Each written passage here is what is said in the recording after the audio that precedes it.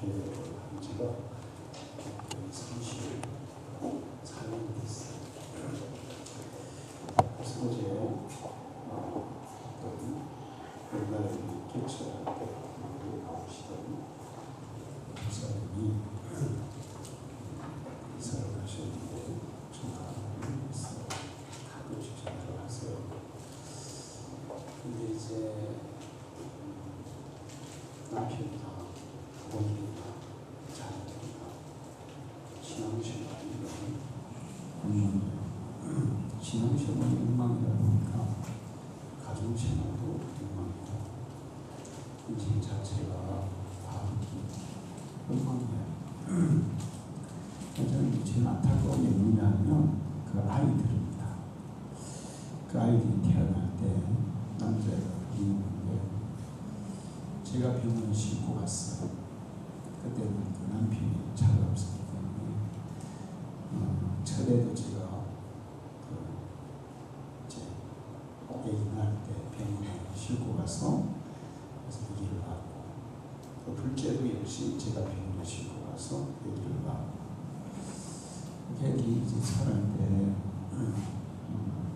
정말 뭐 우리 교회에서 태어나고 또 그렇게 했기 때문에 우리 아이처럼 내 자식처럼 이렇게 해주는지 그 자녀는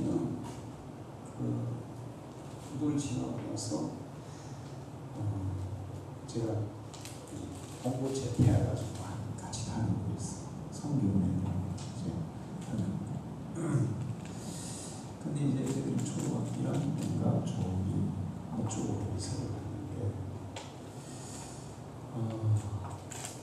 굉장히 안타까웠습니다. 이사를 가면 이 남편이 굉장히 세상을 좋아하는 사람이기 때문에 그때 우리 교회 집사였는데 재정을 불렀어요. 주일날 납치하러 가가지고 안 와가지고 제가 그냥 제가 전화해서 네가 집사냐 잡사냐 하든지 뭐 하는 짓이냐 뭐가 있었어요. 근데 이사를 갈 때 제가 그 여자 집사한테 그래도 난 잊어버렸는데 제 집사는 세상을 너무 좋아하기 때문에 신앙생활 똑바로 하지 않으면 힘들 거다. 삶이 힘들 거다. 이렇게 얘기했대요. 난 그 얘기 잊어버렸는데 그 얘기를 하면서 정말 목사님 말씀 그대로였습니다. 이렇게 얘기하더라고요. 근데 이제 내가 제일 안타까운 건 아이들이에요. 그래도 우리 교회에서 우리 부모님들이 신앙생활을 잘 하시고 아이들이 교회에서 이렇게 믿음으로 자라면 인생이 어쨌든 간에 기본 레벨이 올라가요. 기본 레벨이 올라가요. 그래서 난 그 아이들이 참 안타깝고 아까웠어요. 애들 잘 키우면 좋은데 결국에는 이제 애들이 많이 어른났습니다. 직장도 뭐 제대로 갔다 안 갔다 그 다음에 뭐 분명한 게 없어요. 뭐 사고 붙이고 그게 제일 안타까워요. 그래서 제가 이제 다른 사람도 생각해봤어요. 우리 교회에서 우리 장년 성도들이 신앙도 잘 섬기고 자기들 교회 잘하는 아이들은 그래도 어디 내놓아도 정말 당당한 그런 아이들로 다 잘해줬어요. 그런데 처음에 이제 그때 우리 교회로 나오다가 이제 교회를 떠나고 큰 교회도 가고 다른 데도 가고 이렇게 했는데 세월이 이제 30년 지났잖아요. 그러니까 아이들이 이제 다 컸잖아요. 그 제일 안타까운 것은 그분들의 신앙도 제대로 세워지지 않다는 것이고 아이들이 신앙적으로 교회 안 다니는 아이들이 있고 집사 자녀들 교회도 안 다니고 교회를 완전 차이. 그러다 보니까 일반적인 생활도 정함이 없어. 뭔가 분명한 게 없어. 그냥 이랬다 저랬다 막 롤러코스터예요. 그래서 그게 제일 안타까워요. 우리가 제가 설교 준비를 하면서 목사님 그런 얘기하고, 우리 성도들의 자녀들 주일날 공부할 시간 안 해도 된다. 반드시 주일 교회 와서 예배 드리게 하고, 예배 시간에 하나님 앞에 가서 예배 드리게 하고 기도합니다. 그게 자녀를 가장 건강하고 건전하게 잘 키우는 기도입니다. 요즘 이제 교회에 나오는 신자들 중에서도 고3 되면 주일날 교회도 못 오게 하고 학원을 보내요. 어떻게 되겠어요? 그 학원을 보냈다고 그 인생이 뭐 먹거리가 될 것 같아요? 추락할 뿐이에요. 추락할 뿐이에요. 우리 인생은 하나님이 업그레이드 시켜줘야 돼요. 할렐루야. 항상 그런 거예요. 우리가 인생을 턱걸이 하듯이 매달려서 대롱대롱 매달려가지고 올라가야 되는데 안 올라가잖아요. 이게 잘. 그런 순간에 안 올라갈 때 하나님이 우리 힙을 살짝 틀어주는 것을 경험할 때가 많이 있어요. 우리 자녀들도 마찬가지죠. 우리 성도들의 자녀들도 마찬가지죠. 어떤 순간에 이게 탁 올라가면 이제 인생이 이렇게 한 단계 상승하는데 그 막 매달려가지고 올라가기, 나 힘으로 올라가기 힘들어. 그런 순간에 하나님이 살짝 밀어준다고요, 이게. 그러고 그냥 쑥 올라가, 인생이 그러면 한 단계 이제 더 위로 올라가는 거죠. 상승하는 거죠. 그런데 저는 이제 그렇게 하시는 분들 신앙을 가서 제일 안타까운 게 그분들의 신앙이 잘못 세워진 것도 안타깝지만 자녀들의 신앙도 안 세워지고 인생 자체도 허지부지예요. 이게 제일 안타까워요. 어릴 때부터 하나님의 말씀으로 하나님을 굉해하는 법을 배우고 교회에서 믿음으로 자라면 그 아이들이 인격적으로 주님을 영접하면 더 업그레이드가 되고, 설사 인격적으로 아직까지 영접을 못했다 하더라도 제가 이제 강연들을 들어보면 그래요.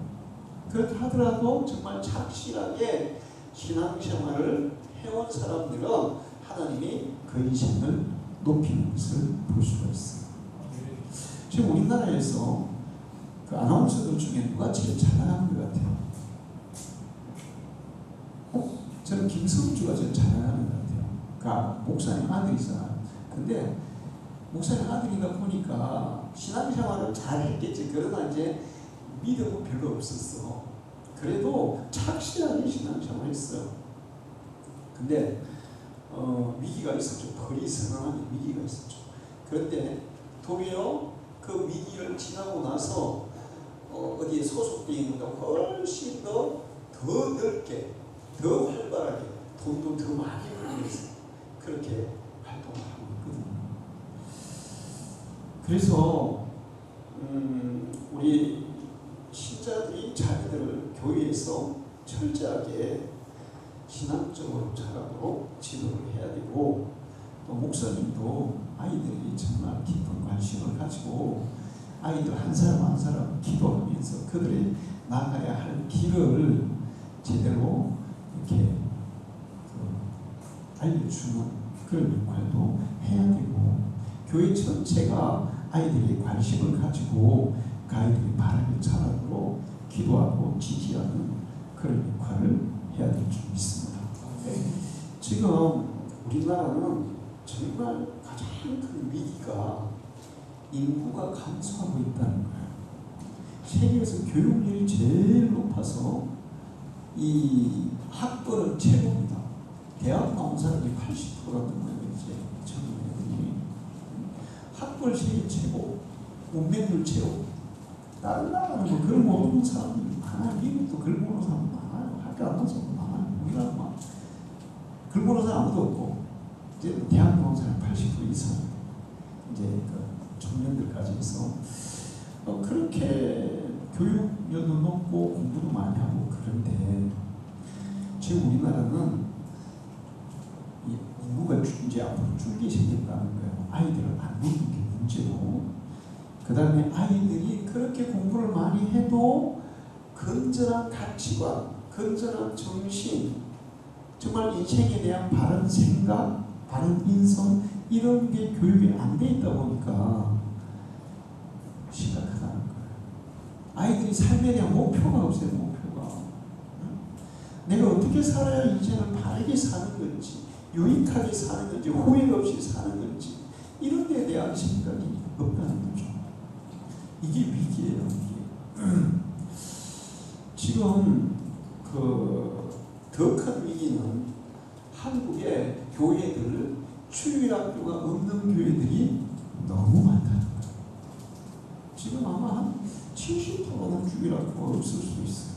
한국 교회 70%. 지금 요 몇 년 사이에 어린이집이 9,000개가 없어졌잖아요. 근데 교회는 1년에 3,000개가 없어집니다. 우리 작년에 단일 기도회 할 때 그 단일 기도회 소속된 교회 중에 40개가 400개가 없어져요. 400개가 1년 사이에. 근데 이제 교회는 1년에 3,000개, 3,500개가 없어지고 또 개척 가는 교회가 한 1,500개인데요. 그러다 결과적으로는 이제 교회가 많이 없어지고 있죠. 근데 이제 그보다 더 문제가 뭐냐면 교회는 있는데 주일학교가 없다. 생긴교회 주일학교가 없죠. central교회 주일학교가 없어요. 그리고 이 시골에 있는 교회들은, 팀의 시내에 있는 교회들은, 우리 지방에 소속돼 있는 교회들 중에도 거의 3분의 1은 주일학교가 없거든요. 그러면 이제 어른들만 신앙생활하면 그분들 노인들 죽으면 교회를 가면 어떻게 되어 있어요? 문 닫는 겁니다. 교회는 문 닫는 거죠. 없어지는 거예요. 그냥. 이게 위기예요.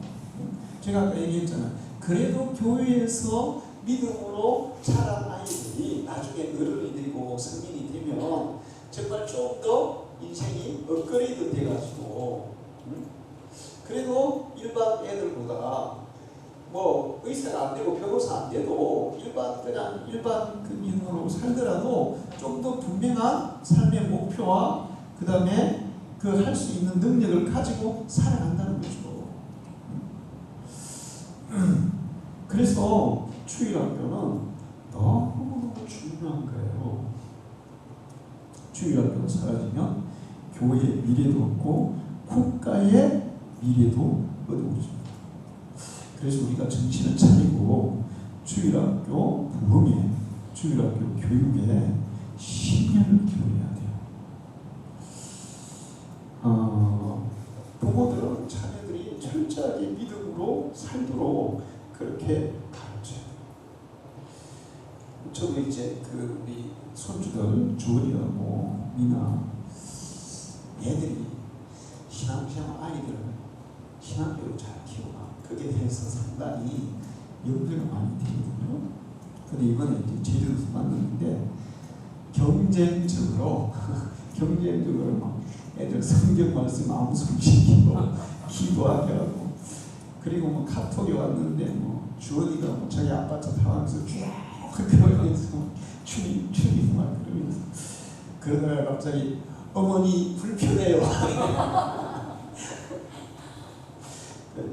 또 미나는 이제 저녁에 아마 자기 전에 기도하는 것 같은데 한날 내가 엄마가 기도하게 아니 내가 기도할래? 그래서 이제 기도 한번 하고 나서 한 번 더 할까 그러니까 이제 엄마가 할까 그러니 아니 내가 또 기도할게. 그래서 이제 주원이는 일주일에 기본적으로 5번 교회를 가요. 5번. 엄마 아빠 따라서. 그래서 가서 이제 기도회 하면 이제 어른들이 막 쫙 그리고 막 방언하고 막 그러니까 지도 그냥 차만 타면 쫙 그리고 막 방언하다가 그러다 이제 이게 이제 가시더라고요. 울면 어머니 불편해요. 그 믿음을 키우려고 하는 거 보면서 그래도 참 다행이고 감사하다. 예수 믿는 사람들이 자녀들을 믿음으로 철저히 키워야 돼요. 할렐루야. 그래야 그 가문에 희망이 있고 미래가 있고 그 교회에도 미래가 있을 줄 믿습니다.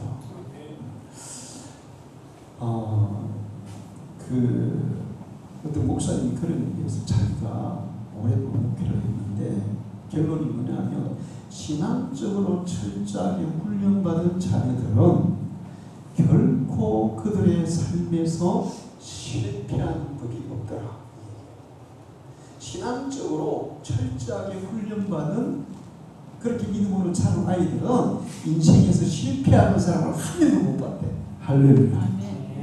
이제 은퇴하시는 목사님이 한 명. 실제로 그래요.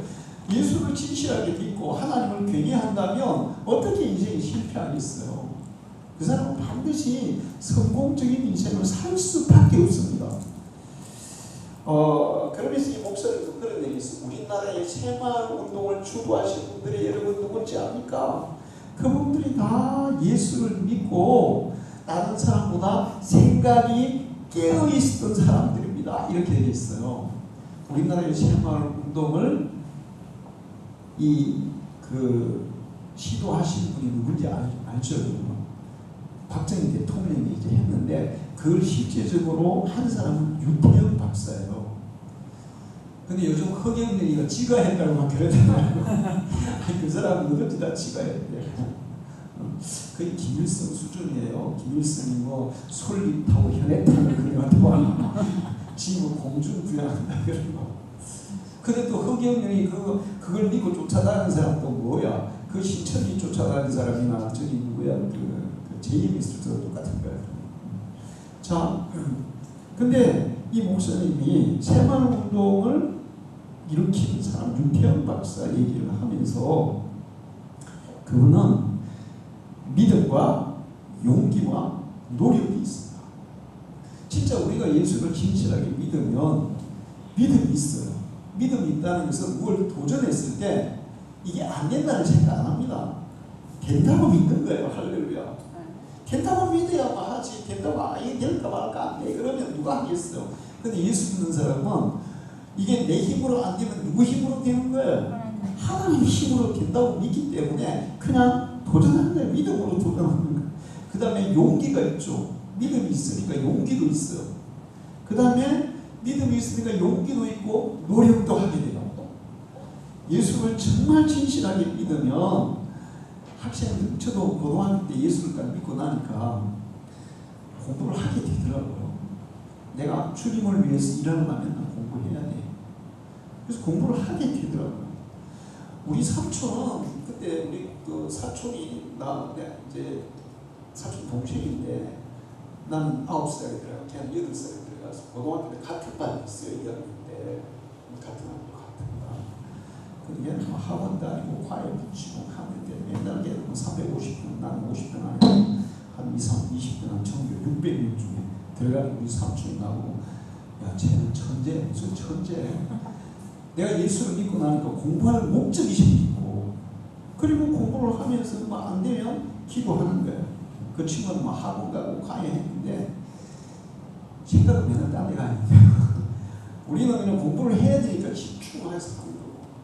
자, 예수 믿는 사람은 노력하게 되어 있어요. 할렐루야. 직장에 우리 집사님들이 얼마나 직장에서 성실하게 다른 사람 열심히 해요. 바르게 일해요. 사업을 해도 마찬가지. 우리 최저분들 일하러 가가지고 다른 사람 2배 일을 해준다 그러잖아요.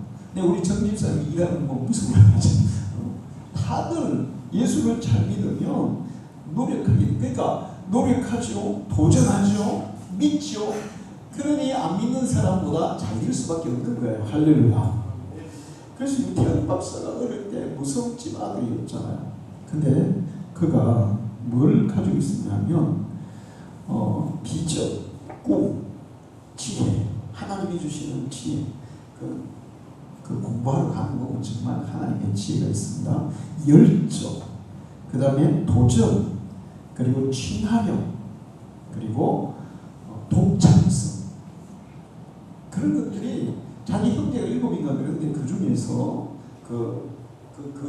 태연 박사가 특별한 믿음을 가졌어요.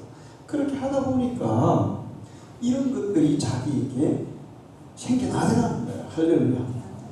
예수를 잘 믿으면 비전이 있어요. 비전이 생겨요. 할렐루야. 비전이 생긴다고. 꿈이 생긴다고. 그리고 지혜가 지혜가. 순간순간 여러분 우리 학생들 공부할 때 수학 문제 안 풀리면 기도해 보세요. 그 진짜 풀린다니까. 저 수없이 경험해봤어요. 공부하는 법이 터득이 돼요. 그냥 하는 거하고 법을 터득하고 하면은 그 결과가 차이가 엄청납니다. 지혜가 생긴다니까. 그 태영 박사가 유학 갔는데 그 나라 말을 하나도 몰라가지고 아랍말을 그 나라에서 우리나라 유학생 한 명밖에 없는데 한글로 안 가르치잖아요. 그 나라말로 가르치잖아요. 덴마크 갔는데. 그래서 이거 공부를 했는데 어떻게 할까? 덴마크 사는 사람들이 말을 몇 마디나 하는 600개, 단어 600개를 그 일반적으로 사용하더래요. 아니 안 사요. 그래서 그 600개를 한 달 만에 싸게 외워버렸대. 그래가지고 그걸 막 완전하게 외워버리니까 말이 들리기 시작하더라. 그래서 공부했어요. 지혜 없잖아. 그 과학 가지고 잠깐 와서 유급문과 정보문과 그 박사 마찬가지. 그분도 미국에서 공부할 때 하나님의 지혜로 책을 갖다가 이만큼 두꺼운 책을 5권에서 7문제를 낸다 그러더래요. 그거를 뭐 2주일 만에 1주일 만에 거기에서 5문제를 내는데 그걸 맞춰야 되는데 어떻게 해요 그게. 영어도 딸리는 사람이 이만큼 두꺼운 책 5권에서 7문제를 낸다는데.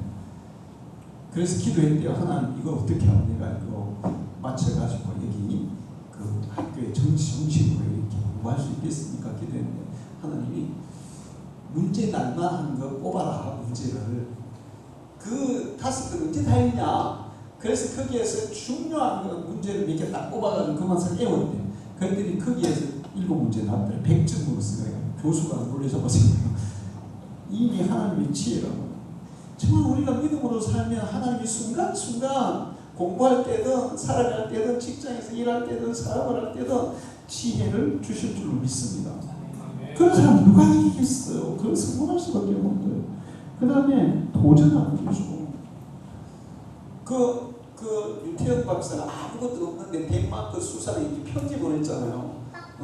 나 한국 학생인데 거기서 공부하고 싶어요. 덴마크에 선진 농업을 공부해서 한국을 발전시키고 싶어요 했는데 아니 세상에 그게 뭐 편지가 간단한 보장도 없고 그 편지 본다고 수상이 뭐 공부할 수 있게 해준다는 보장도 없는데 하나님이 하시니까 다 했다고요. 할렐루야. 그게 믿음이 있으니까 도전하는 거예요. 도전하는 거예요. 그 다음에 친화력도 마찬가지예요. 다른 예수 잘 믿으면 다른 사람하고 관계를 잘할 수밖에 없어. 그 마지막에 그 개성이라고 그러는데 독창성, 독창적인 그 능력도 가지고. 그러면서 이제 그 유태영 박사가 무슨 얘기냐면 생각을 바꾸니 행동이 바뀌고 행동을 바꾸니 습관이 바뀌고 습관을 바꾸니 인격이 바뀌고 인격을 바꾸니 운명이 바뀌더라. 할렐루야. 자칫했으면 자기도 평생 무서움으로 살기를 끝나고 있는데 덴마크 가서 공부하고 이스라엘 가서 공부하고 우리나라의 새마을운동협의회에서 우리나라를 획기적으로 발전시키는 그 엄청난 실제적인 역할을 하셨다고요. 또 목사님이 마지막 그런 얘기를 하더라고요. 새로운 분야를 언제나 개척하는데 앞장서는 사람들이 예수 믿는 사람들이다. 콜럼버스, 그 다음에 남극을 처음으로 탐험하는데 다 예수 믿는 사람들이야. 신앙적으로 철저하게 훈련받은 사람들은 절대로 실패하지 않는다. 그래서 어릴 때부터 믿음으로 자라보고 가는 것이 그렇게 중요하다. 할렐루야. 자, 그게 이제 그렇게 중요하고, 그럼 교회에서 우리가 아이들을 어떻게 지도할 것이냐 하는 거예요. 교회 교육에서 가장 중요한 것은 사랑과 관심입니다. 사랑과 관심. 미국의 어떤 교회, 주일학교에 이 초등학교 한 3, 4학년 때 내가 이렇게 나오는데 문제예요. 교회 오면 맨날 막 욕하고 싸우고 그 다음에 뭐 예배 시간에도 뭐 제대로 앉아있지도 않고. 그래서 교회의 그 주일학교 선생님들이 아무도 케어받을 아파트를 하는 거예요. 힘들잖아요. 그 공부도 안 되는 거 주일학교 공과금도 안 되고 진짜 골치 아프잖아요. 아무도 안 하는데 어떤 여자 선생님이 제가 그 아이 반을 하겠습니다. 그걸 맡았어요. 그 선생님들 걱정은 남자가 하기도 감당하기 힘든데 여자 선생님이 감당하겠나? 그래서 이 여자 선생님이 주일날 이제 자기가 맡고 나서 그걸 맡은 다음에 주일 지나고 옷을 하나 사가지고 찾아가서 신방을 갔어요. 그래 옷을 선물로 줬더니 얘 옷을 다 찢어버리는 거예요. 얼마나 기가 막혀요. 그러면 이제 선생님은 얘를 어떻게 해야 될까요? 포기해야 되겠어요? 관심을 가져야 되겠어요? 관심을 가져야 됩니다. 근데 보통 그러면 뭐야 이거 포기할 수도 있어요. 그래서 선생님은 그 다음날 또 새로운 옷을 사고 간 거예요. 그러면서 내가 정말 너를 사랑해. 그래서 내가 내게 이걸 선물을 주는 거야. 그렇게 했더니 그 아이가 감동을 받은 거예요. 그래서 이제 교회에 나오면서 이제 정말 제대로 신앙생활을 했어요. 그렇게 해서 그런 애들이 교회 와서 그렇게 하는 애들이 공부를 제대로 하겠어요, 안 하겠어요?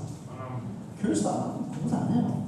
근데 걔가 이제 딱 신앙적으로 바로 딱 세워지니까 그때부터는 정신 차리고 공부를 열심히 해가지고 결국은 신학대학 교수가 된 거예요.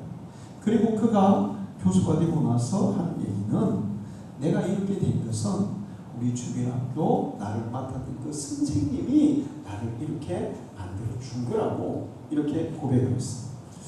그래서 주일학교의 교육에서 가장 중요한 것은 우리 성도들 그리고 선생님들이 아이들을 사랑하는 거예요. 교회 처음 오면 참 말 안 듣죠.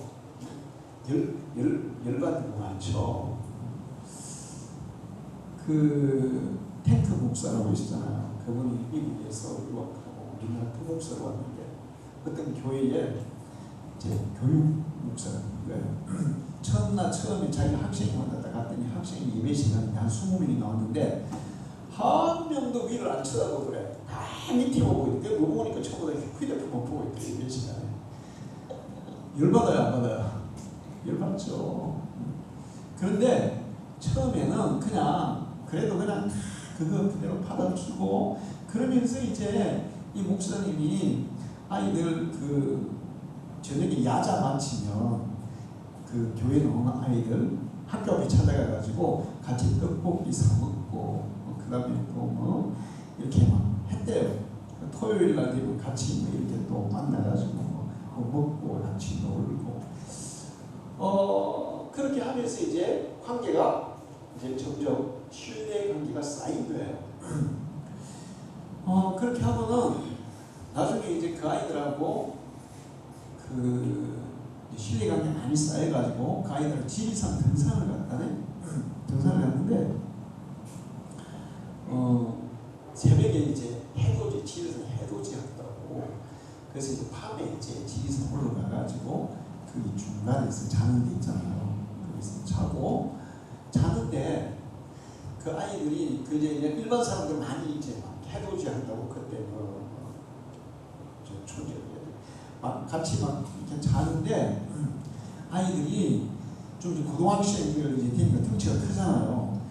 목사님한테 장난하듯이 형님 막 이랬대.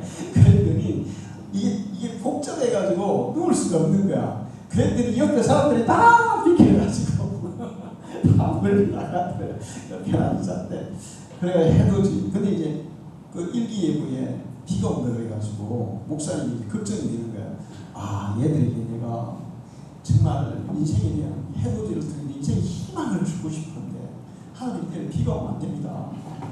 해가 뜨게 해서 애들에게 우리의 인생에도 저렇게 햇빛이 뜨듯이 희망 있는 그런 찬란한 미래가 밝혀질 수 있다는 그런 희망을 가지게 해달라고 막 진짜 간절히 빌어요. 그동안 비가 안 오고 해가 뜬 거예요. 할렐루야.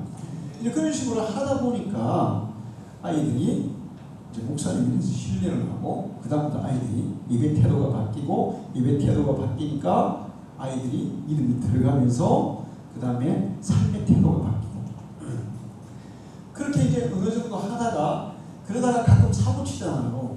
애들이 그렇게 좀 잘못하더라. 그러면 딱 강제성 앞에 풀어내고 몸통이고 막 그런데 아이들이 맞으면서 목사님께 감사하다는 얘기인데 그 소문이 났어. 그래가 학생이가 막 폭발적으로 부흥한 거예요. 몇백 명으로 부흥한 거예요. 그 전국에서 이제 이 부목사, 전도사들이 그거 이제 견학을 간 거야. 어떤 소도시에 교회 전도사가 견학을 갔는데 보니까 목사님이 말을 한다고 예배 시간에 막 빠따를 치는 거야. 그때 애들이 막 울면서 목사님 죄송합니다. 사랑했습니다. 뭐 감사합니다. 막 그러더라는 거야. 야, 이거 애들 어떻게 해야 되는구나. 자기 교회 와서 장로님 장로님 하는 거잖아. 해야겠어. 그 다음에 어떻게 됐을까? 그 다음 주 쫓겨났어요. 이게 뭐냐면 관계 형성이 안 되면 안 돼요. 근데 관계 형성이 되고 나면 나중에는 몽둥이로 패도 감사하게 해. 할렐루야. 처음에는 이런 신뢰관계, 우리 선생님이 정말 나를 사랑한다. 응? 그런 관계가 형성되게 해야 된다는 거예요. 그리고 이제 하루아침에 아이들이 이게 안 바뀌거든요. 최소한 2년 정도는 걸려요.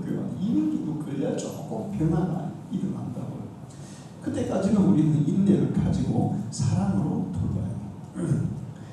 자, 그래서 주일학교 교육에서 가장 중요한 것은 아이들에게 사랑과 관심을 끊임없이 보여주는 겁니다.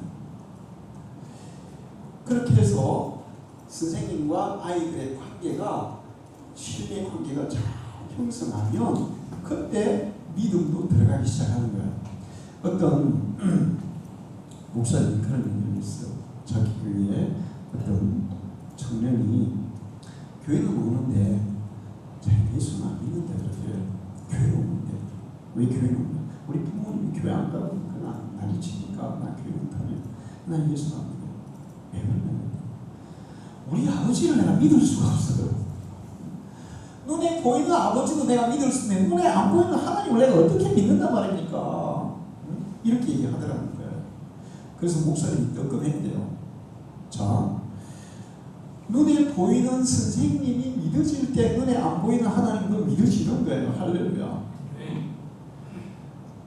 우리 내가 연신호에서 상담을 공부할 때 교수가 미국에서 그 상담을 했어. 공부하면서 이제 박사하면서 상담을 했던 아주 예쁜 이 부인이 교회를 다니는데 상담을 왔더래요. 근데 자기는 교회를 다니지만 하나님이 안 믿어진대. 하나님이 무섭대. 그래서 왜 그러냐 그랬더니 자기 아버지가 어릴 때부터 자기 어머니만 폭행하고 자기도 폭행하고 맨날 그렇게 했다는 거예요. 그래서 아버지 그러면 아버지는 폭군 이딱 이신인 거예요. 그래서 교회 가면 무조건 기도할 때마다 뭐라 그래요? 아버지 그러잖아. 그 얘기를 들을 때마다 폭군 아버지가 또라이고 야 하나님한테 맞아 죽어라. 그래가지고 이런 생각이 들어가지고 신앙이 잘 못 가진다. 그렇게 상담을 했다더라고요. 아이들이 믿음을 가지려면 선생님이 믿어줘야 돼요. 그러려면 아이들에게 우리가 사랑과 관심을 계속 줘야 될 줄 믿습니다. 그 다음에 교회에서는 아이들에게 하나님에 대한 믿음이 심어져야 돼요. 하나님에 대한 믿음. 아이들이 일단 하나님에 대한 믿음만 들어가면 그 아이는 걱정할 필요 없어요. 공부할 필요도 없어요. 공부하라고 할 필요도 없어요. 뭐 이렇게 해라 저렇게 해라 할 필요도 없어요. 하나님을 정말 믿는 아이들은 나쁜 짓 할 수 없습니다. 그리고 자기 삶의 목표를 가지고 그 목표를 하면서 나아가게 되어 있습니다. 교회에서 어떻게 해서든지 믿음을 심어줘야 돼요. 오직 의인은 믿음으로 말미암아 살리라. 믿음으로 사는 사람은 의롭게 바르게 정말 자기가 가야 할 바른 인생 길을 걸어가기 때문에 어떻게 해서든 아이들에게 믿음을 심어주도록 해야 된다는 거죠.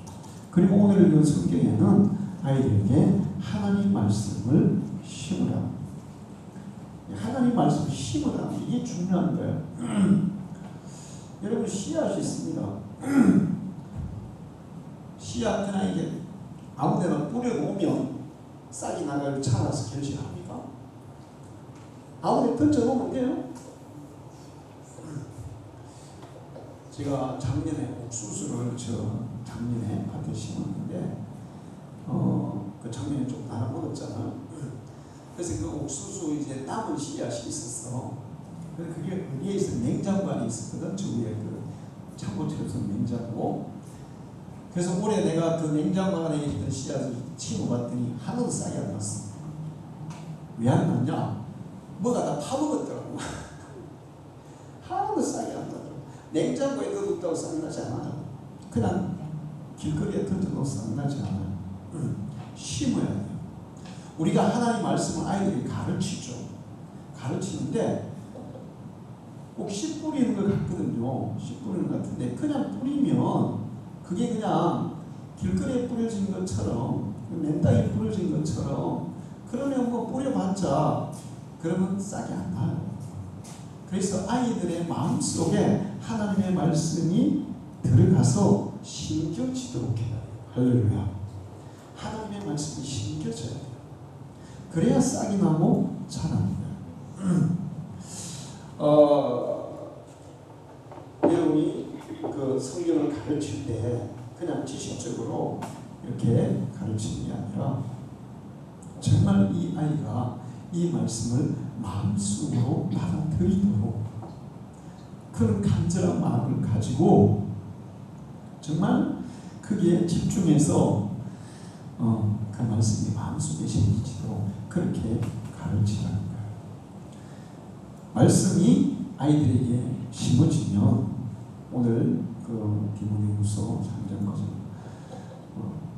의로 교육하기에 유익하니 그런 말씀 있잖아요. 거기 보면 이는 하나님의 사랑으로 온전하게 하며 모든 선한 일을 행할 능력을 갖추게 하려 함이라. 하나님의 말씀이 마음에 심겨진 사람은 하나님의 사랑으로 온전하게 자라고 어디에 내놓아도 선하고 의롭게 정의롭게 살아가게 되어 있어요. 할렐루야. 우리나라는 정권이 바뀌면 뭐합니까? 정권이 바뀌면 앞 정권에서 일한 사람들이 줄줄 뭐예요? 자, 이 사람들이 잘못이 없는데 갑니까? 잘못이 있다고요. 잘못이 없으면 아무리 조사해 보세요. 그래봤자 아무 문제 없어요. 요한양의 그 사장이었던 유일한가 그분 있잖아요. 박정희 때 뇌물을 그때는 뭐 대통령이 뭐 기업체에다 뇌물 가져가면 무조건 가야 돼. 안 가져가면 세무조사 시키고. 이번에 거기 아까 제가 학원 얘기했잖아요. 대형 학원도 세무조사 해가지고 세금을 515억인가를 다시 그릇대 들낸 거. 다 그래. 그래서 이제 유일한 씨에게 이거를 뇌물을 바치나 이 사람은 그리스도인이잖아요. 철저한 신앙이잖아. 근데 이분의 그 기업의 목표가 뭐냐면 돈 벌어서 국가에 세금을 내서 국가를 잘 살게 하는 목표거든. 그래가지고 뇌물을 안 바치는 거야. 뇌물을 바치는 것은 옳은 거예요, 잘못된 거예요? 잘못된 거지. 그러니까 대통령이 세무조사를 시켰네. 그 세무조사 시켜보니까 더 바친 거야. 더 많이 바친 거야. 그래서 세무조사 끝나고 보통 보면 세무조사에서 탈취하면 어떻게 해요? 세금 추징하고 감옥 가거든. 근데 대통령이 표창장을 줬어요. 세금 너무 잘했다고. 자, 보세요. 지금 이제 지난번 태양광 사업 엄청 많이 했죠. 저 우리 전기요금 막 무섭게 올라가고 있죠. 우리도 지난 겨울에 있잖아요. 한 달에 전기요금 95만 원. 세상에. 3개월을 그렇게 낸다니까. 우리 진짜 요즘 전기 막 많이 절약해요. 3개월을 95만 원, 90만 원 이렇게 낸다. 보통 우리가 20만, 아니면 20만, 25만 원 냈어. 근데 왜 전기요금을 여러 가지 이유가 있는데 한전에 있고 100만 원 넘는 것도 많이 이유가 있는데 그 중에 하나가 태양광 사업이라고. 태양광 사업을 국가에서 정책적으로 막 시켰잖아요. 근데 그게 온갖 비리가 나와. 온갖 비리. 사업을 하면서 뭐 그냥 임을 주고 받고. 근데 한전에서 태양광 해가지고 발전을 하면 그거를 뭐 145원이 얼마 사왔대. 한전에서 산대요. 전기를. 그러니까 공급하는 데는 뭐 60을 받고 파니까 그럼 누가 적자 오는 거예요? 한전에서 계속 적자 나게 돼 있어. 그게 법적으로 그렇게 만들어버린 거야. 그게 친환경이라고 얘기하면서 결과적으로는 국민들이 전기세를 더 많이 안 내면 안 되게 돼요. 근데 그 조사를 해보니까 온갖 비리가 다 있는 거예요. 거기에. 어? 그 말도 많아. 근데 정말 믿음을 가지고 하나님의 말씀이 가슴에 심겨진 사람들은 유일한 시처럼 세무조사 아무리 탈탈 털어도 먼지 하나 안 나는 거야. 우리 다니엘 보세요. 다니엘 죽이려고 그냥 막 대신들 막 모든 관리들이 붙어가지고 탈탈 털었는데 뭐 비리가 있어요, 없어요? 비리가 없잖아요. 정말 우리가 하나님의 말씀이 마음에 심겨진 사람이 사업을 하든 일을 하든 무엇을 하든 그렇게 하면 그런 사회는 정말 살기 좋은 나라가 될 줄 믿습니다. 후진국들의 특징이 뭔지 아세요? 권세를 가지고 있는 사람들. 위에 지도자들이 다 지네만 잘 살라고 다 끌고 모으는 거예요. 뇌물 받고. 여러분 보세요. 나라마다 다 그래요. 그러면 이제 일반 국민들은 어때요? 사는 게 비참해요. 제가 어제도 뭐 세계에 무슨 그 극한 지금 이런 걸 내가 봤는데, 와, 방글라데시, 인도의 부자들은 진짜 막 무섭게 부자야. 근데 못 사는 사람들은 하루에 뼈 빠지게 일해가지고 10,000원도 못 벌어. 10,000원 하루에. 근데 그 일들이라는 게 목숨을 거는 배 만드는 데서 그냥 망치로 있잖아요. 녹 뺏긴다고. 난 진짜 이해가 안 돼. 망치로 두들겨서 녹을 뺏기지는 게 전기세는 어떻게 녹 뺏겨야 돼요? 그라인드 해가지고 빙 해야 될 거 아니에요. 근데 그게 노동자들이 많으니까 사람들이 하는 거예요. 망치로. 그래가 전부 다 기가 고막이 나와요. 그리고 거기서 안전장치도 없어. 때리다가 떨어져 죽어도 신경 안 쓰네. 또 다른 사람 또 있다고. 인구가 많으니까 그게 뭐 사람 사는 거예요. 그게. 그리고 경영하는 사람들은 엄청나게 부자야. 월급은 10,000달러. 그런 나라들이 너무 많아. 예수를 믿는 나라가 선진국이 될 수밖에 없는 겁니다. 할렐루야. 그래서 우리는 아이들에게 믿음을 심어주고 그 다음에 하나님의 말씀을 그 가슴에 심어야 돼요. 할렐루야. 우리 방주교회가 그렇게 해서 믿음의 일꾼들을 길러내는 교회가 되기를 축원합니다. 기도하겠습니다. 하나님 아버지, 이 시간도 저희를 주님과 비례하며 그냥 말씀 드렸습니다. 이 시기에 교회 주일학교가 공전하고 있습니다. 주일학교 무너지면 교회가 무너지고 나라가 무너지는 것입니다. 하나님은 우리가 정말 주일학교 교육의 중요성을 다시 한번 일깨워서 우리 방주교회가 이 시대에 아이들의 영혼을 깨우고 그들의 심리를 깨우고 그들을 참 믿음의 사람으로 세우는 교회가 되기를 원합니다. 이를 위해서만 우리 선생님들 주님께서 성령의 은혜와 능력을 더럽혀 주시고 또 저들의 모든 수고와 헌신에 좋은 결실을 아름다운 결실들이 있게 하시고 장차 저들의 수고를 통해서 정말 믿음으로 굳게 자란 아이들이 이 시대와 이 나라의 중요한 인물이 되어서 내가 이런 인물이 될 수 있음으로써 내가 어릴 적 방주교회를 다닐 때 우리 선생님의 그 영향이었다고 그들의 지우 때문이었다고 고백하는 그런 놀라운 일들이 일어나게 해 주시옵소서. 예수님의 이름으로